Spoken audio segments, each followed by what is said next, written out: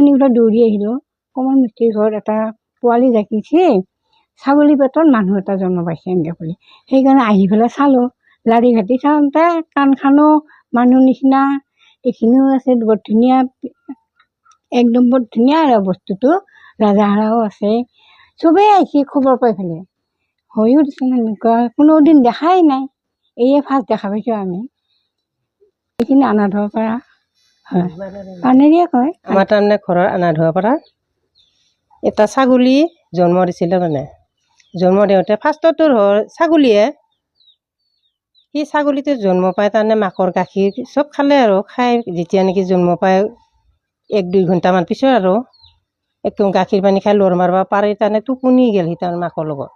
যাই দ্বিতীয়তে আৰু ভাবছোঁ মই আৰু এটা জন্ম দিব নেকি, সেনেকৈ ৰৈ আছোঁ। পিছত এনেকৈ চাই বল দি আহিছে, মই বল দি থাকে দেখোন, ছাগলীটো নাহে দেখোন, ইটো কিজানি ডাঙৰ হ'ব নেকি এনেকৈ ভাবছোঁ মই।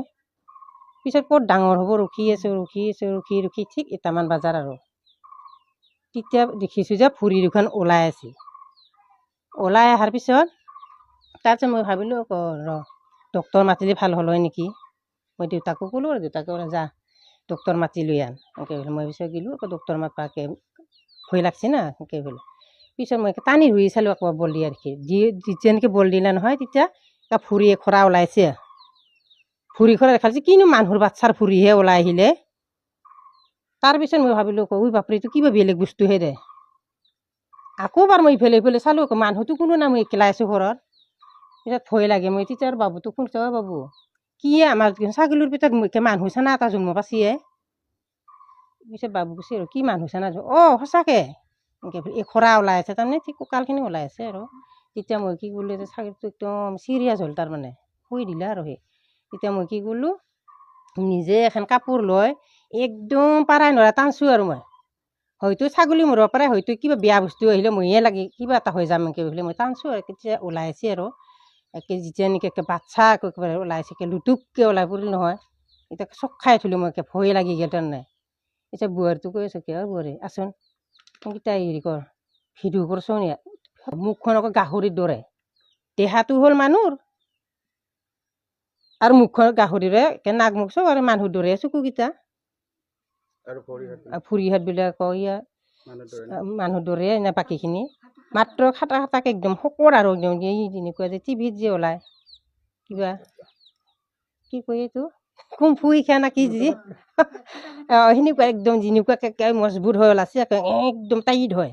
মই কৈছোঁ এইটো দেখোন কেৰেক্টিয়ান মানুহৰ দৰে এনেকৈ বোলে, কি বস্তু এইটো এনেকৈ বোলে। পিছত মোৰ অলপ মাথাটো ঘূৰাও হেন কৰিল আৰু তাৰমানে। পিছত আকৌ আহিল ইহঁতে, আহি পেলাই গাঁৱৰ মানুহ চবেই আছে, কি বস্তু এইটো এনেকৈ সেইটো এতিয়া নাই, মৰিল তাৰমানে। ফাৰ্ষ্টতে চকু মিলিয়ে আছিল, জিভাখন অলপমান লুটপুটাই আছিল মানে। পিছত মৰিল আৰু জন্ম হোৱাটো 2টামান বজাত জন্ম হৈছে। ওলাই অকণমান সময়ৰ পিছতে হেৰি হৈছে আৰু, তাৰমানে ধুনীয়া চাই আছিল আৰু। পিছত অকণমান পিছত চকু মুজি দিছে। পিছত সেনেকৈ আকৌ চবেই খবৰ পালা নহয়, পাওঁতে বহুত মানুহ মানে চোতাল নধৰা হৈ গৈছে আৰু, চাৱা মানুহ এনেকুৱা হৈ গৈছে। পিছত এইখিনিও মই 5টামান বজাতহে মই তাৰ বস্তুটো পুতি থৈ দিলোঁ মই। সেনেকুৱা আছে, মানুহ নিচিনাই কাণখনো, চকু মুখ চব মানুহৰ দৰে, দাঁতো মানুহৰ দৰে, সৰু সৰুকৈ খিচখিচকৈ গাজিছে আকৌ আকৃতি গাহৰিৰ দৰে আৰু। মানুহৰ গোটেই ৰাচাৰা চব আছে আৰু, বগা ধোক ধোক আৰু অলপ চুলি গাজিছে আৰু, এইখিনি অকণমান চুলি গাজিছে। ডাঙৰেৰে এটা বাচ্ছাৰ মান 2 কিলোমান এনেকৈ হ'ব আৰু, ডাঙৰ বাচ্ছা একদম শকত আপত। আগতে জন্ম হৈয়ে আছে, এইবাৰহে তাৰমানে এনেকুৱাকৈ হৈছে, একদম বহুত একদম শকত আপত হৈছিল আৰু। তাৰমানে বহুত ডাঙৰ, এইবাৰ কি 4টামান পোৱালি দিব নেকি এনেকুৱা আৰু অনুভৱ। চবেই কৈছে এইবাৰে 4টামান পোৱালি দিব এনেকৈ। পিছততো ভাবছোঁ সেইকাৰণে এনেকৈ হৈছিল নেকি, মোৰ এটা সন্দেহ হৈ আছে। পিছত ভাবছোঁ কি বস্তু এইটো এনেকৈ বোলে, তাৰমানে চবেই ভয় খালা আৰু এনেকুৱা।